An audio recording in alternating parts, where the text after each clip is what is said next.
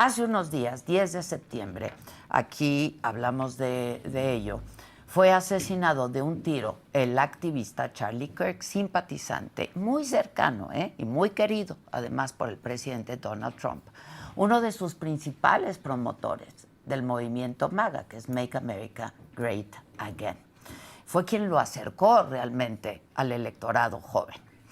En este espacio no solo le dimos la información, condenamos la violencia política, la intolerancia en todas sus formas, pues a distintas maneras de pensar.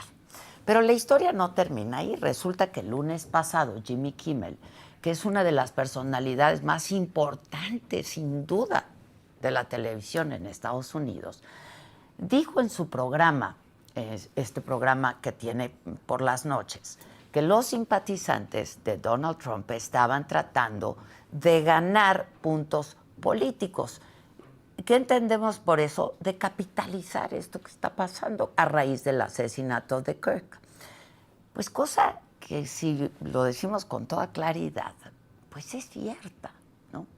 El problema está en que el miércoles la cadena de televisión estadounidense ABC anunció la salida indefinida de Jimmy Kimmel. Por supuesto que este hecho no puede desligarse de sus declaraciones y de su posición política contra Donald Trump. Yo insisto, hay que condenar la violencia en todas sus formas, pero también desde aquí, y lo hemos dicho siempre, hay que condenar la censura y siempre defender la libertad de expresión. Pero para comprender mejor y que nos dé todo el contexto de lo que allá está ocurriendo sobre el tema, nos vamos a enlazar vía Zoom con mi muy querido colega periodista, amigo León Krause. Mi querido León, ¿cómo estás? Ya lo explicaste todo. No he dicho mucho. Todo, nada absolutamente. Más di un poco la cronología de lo que estuvo pasando. Qué gusto me da siempre verte, querido León. El gusto es siempre mío, Adela. Gracias por invitarme. Oye, León, híjoles, pues mira, yo creo que es el tema, ¿no? Ha estado en la agenda en los Estados Unidos, no se habla de otra cosa. Primero del asesinato, ¿no?, de Charlie Kirk, que fue terrible, terrible, y pues ahora todas las consecuencias de quienes han hablado, ¿no?, sobre el caso. Sí, un acto de violencia brutal, salvaje, injustificable, pública, en todo su despliegue visual. Terrible lo que pasó con Charlie Kirk, terrible también lo que ha pasado después, el uso político del asesinato de este joven comunicador, activista de la derecha estadounidense, este uso político de ese asesinato que ha venido directamente desde el gobierno federal, el presidente de Estados Unidos, el vicepresidente de Estados Unidos y ahora el hombre encargado de regular las telecomunicaciones en Estados Unidos, que aprovecharon este comentario de Jimmy Kimmel, que es un comentario como cualquier otro en los varios programas de comedia en Estados Unidos para presionar primero a una empresa encargada y dueña de varias estaciones locales en Estados Unidos de retirarlo del aire, y esa decisión sirve también a su vez como presión para que Disney, que es dueña de ABC, pues suspenda, cancele el programa de Jimmy Kimmel, o por lo menos suspenda indefinidamente. Ya veremos si regresa al aire, me parece improbable. Y esto no es otra cosa de la más que un atentado directo desde el poder contra la libertad de expresión. Es el poder ejecutivo en Estados Unidos callando a sus críticos. A Donald Trump le molesta mucho que lo satiricen, que lo utilicen como motivo de burlas, algo que es parte de una tradición de décadas en Estados Unidos. Nadie se ha salvado, ni siquiera el mismo Trump, pero Trump ha decidido usar las herramientas del Estado para callar a los críticos. Y también un acto de hipocresía enorme, Adela, porque son estas mismas voces las que durante meses, años, se quejaron de la famosa cultura de la cancelación, y ahora apenas llegan al poder. Vámonos para afuera con los críticos. Pues no por eso abrió su propia red social, ¿no? Donald Trump. No solamente eso, sino que el propio Elon Musk decía que él había comprado Twitter para convertir a Twitter en un bastión de la libertad de expresión. Y el vicepresidente J.D. Vance fue hace poco a Europa y estuvo predicando sobre la importancia de la libertad de expresión y la manera como en Europa se está perdiendo la libertad de expresión. El propio Brendan Carr, que encabeza el organismo encargado de regular las telecomunicaciones, hace apenas algunos meses decía que la libertad de expresión es el valor supremo, como lo es indudablemente la primera enmienda de la Constitución. La primera enmienda, claro. Es decir, es con lo que comienza el documento fundacional de este país. Este hombre la defendía, pero ahora que está en el poder y ahora que hay comentarios que le incomodan, para afuera con los críticos, a la primera oportunidad. Sí. Ahora, ¿qué te pareció a ti en realidad? Porque a mí no me pareció ofensivo, ni siquiera con el humor de Jimmy Kimmel, su comentario, de verdad, o sea... No, en absoluto. Mira, fue un comentario, como tú lo resumías en la introducción a esta conversación, en donde Kimmel, ponía sobre la mesa el hecho de que algunas voces en el movimiento MAGA alrededor de Donald Trump estaban tratando de encontrar una manera de asignarle un motivo y una identidad al asesino que no tuviera nada que ver con la derecha. Pues en efecto así estaba ocurriendo en esas horas posteriores en donde pues, se ejerció la libertad de expresión plenamente, en muchísimos casos con enorme irresponsabilidad. Te voy a decir quién fue el primer irresponsable.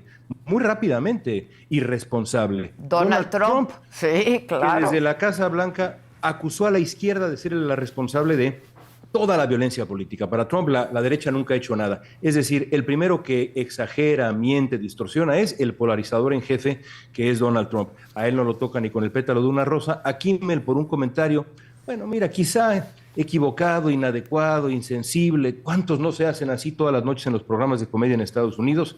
Aprovecharon ese comentario para sacarlo, como también sacaron a Stephen Colbert de la CBS.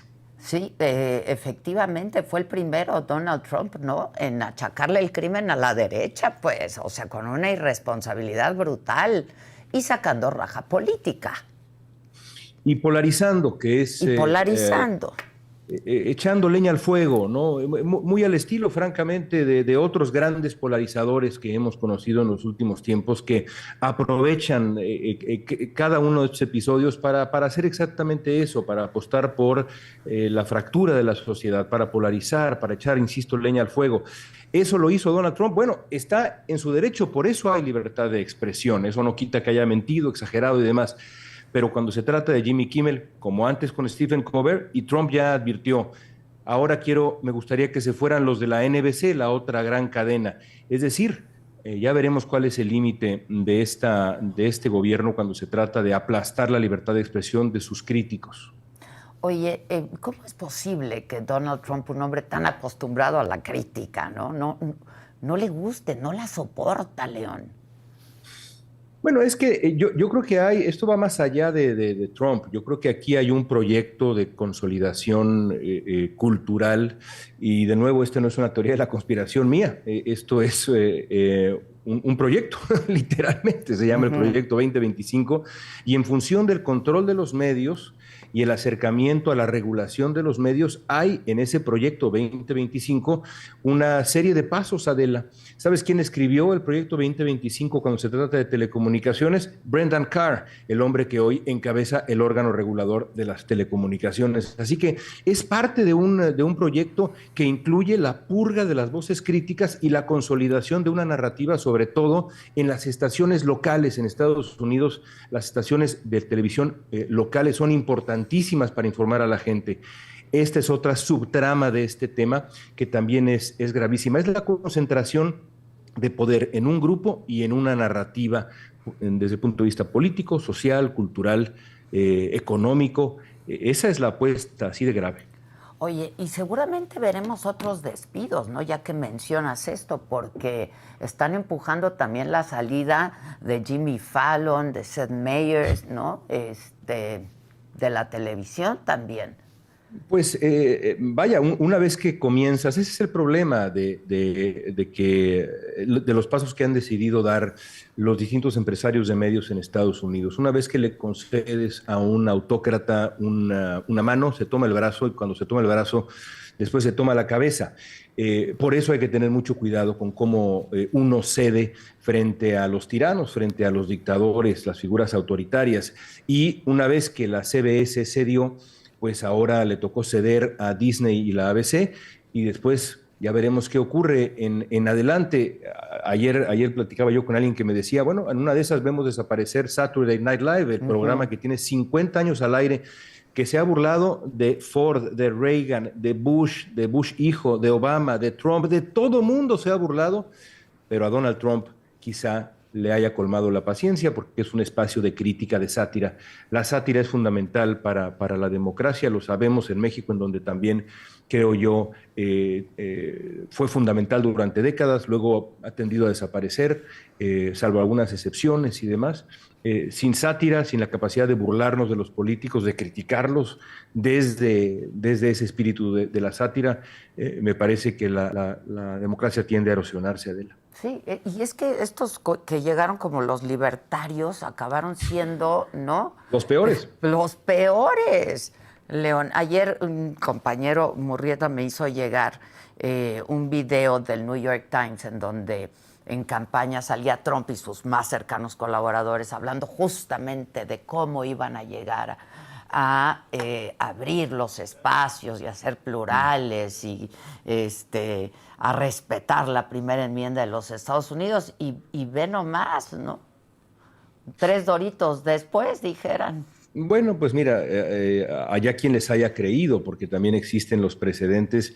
Y Donald Trump es una figura transaccional, cada vez más radical, cada vez más vengativo, cada vez más ideológico.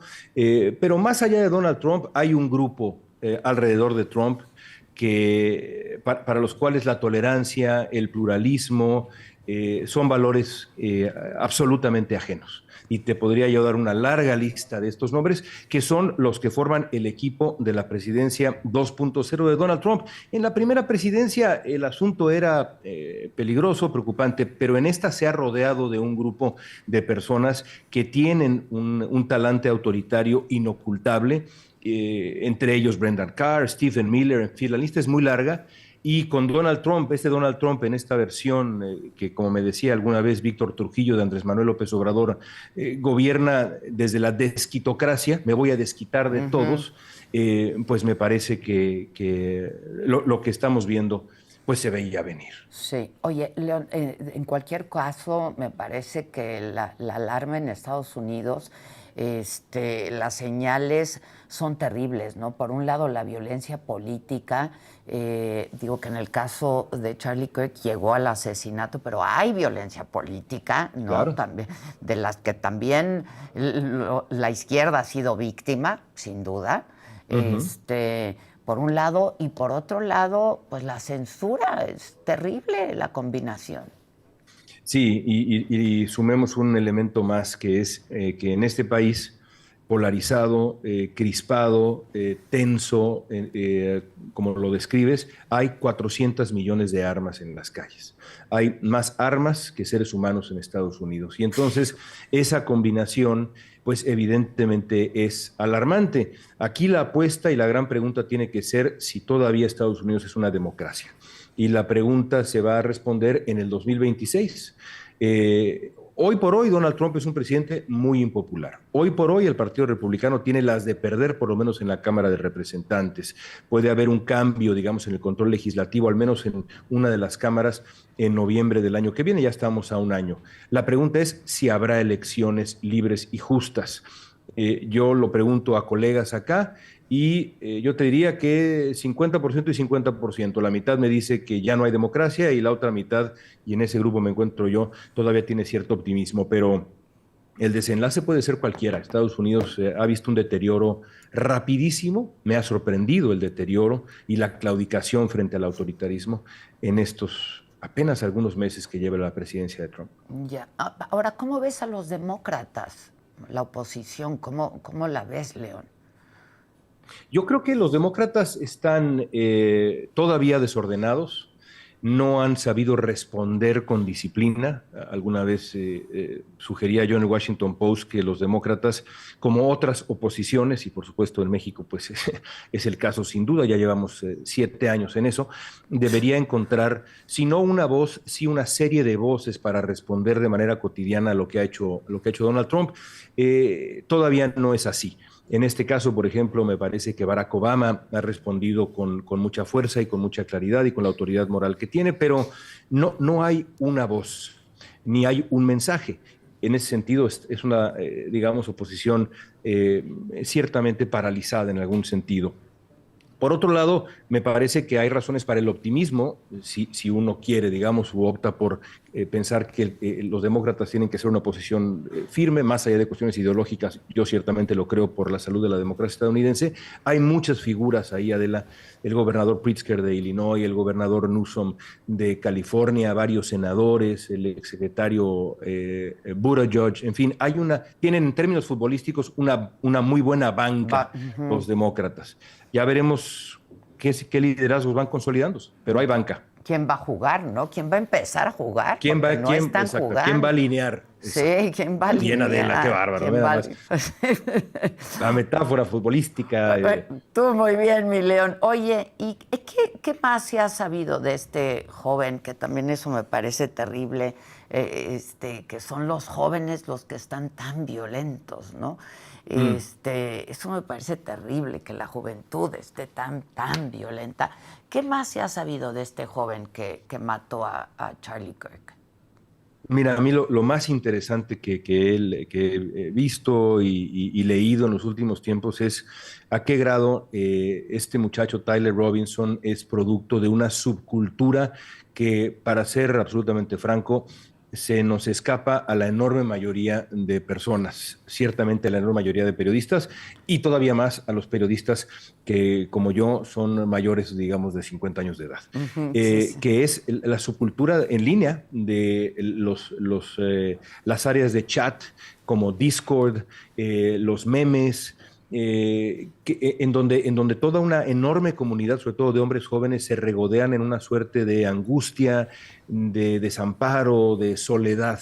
Y es ahí, en ese mundo, lleno de nihilismo también, en donde aparentemente se ha armado este caldo de cultivo, en donde surgen figuras como este muchacho, en donde la ideología es casi ridículo hablar de ideologías. Es de derecha, de izquierda, no se trata de eso, se trata de una suerte de malestar existencial, y creo que por ahí tiene que venir la reflexión, y es una reflexión muy dolorosa para la sociedad estadounidense, y yo creo cualquier sociedad, porque los jóvenes son así aquí, en México y en el mundo. Es una época muy complicada. Pero sí tienes razón, algo está pasando ahí que no estamos alcanzando a leer, ¿no? La mayoría de nosotros.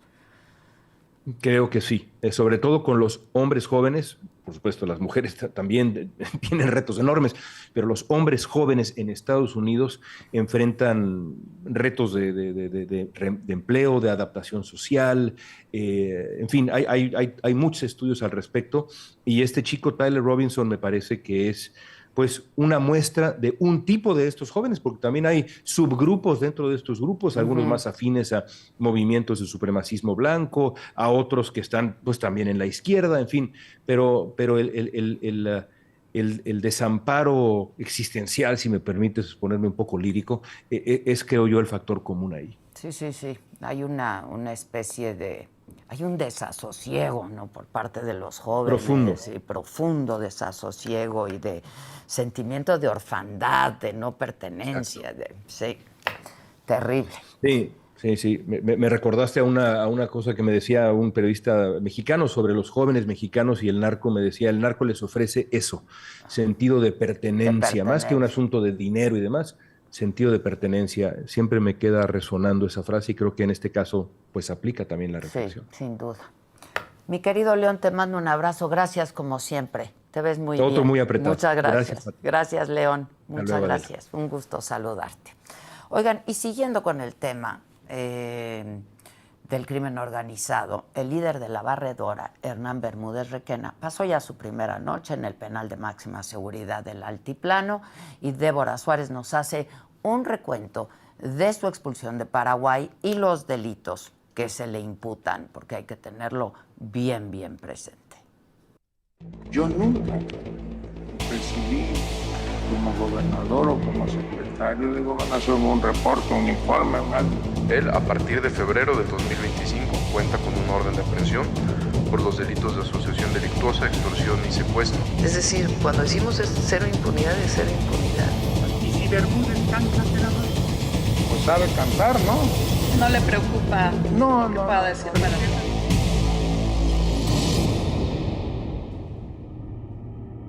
Poco después de las 11 de la mañana de este 18 de septiembre, bajo el calor sofocante de Tapachula y frente a un cerco sobrio de agentes federales, el Canadair Challenger 605, con matrícula XB-NWD, tocó pista. En el fuselaje, las franjas verde, blanco y rojo. Y dentro, el principal pasajero, considerado líder del grupo criminal La Barredora, Hernán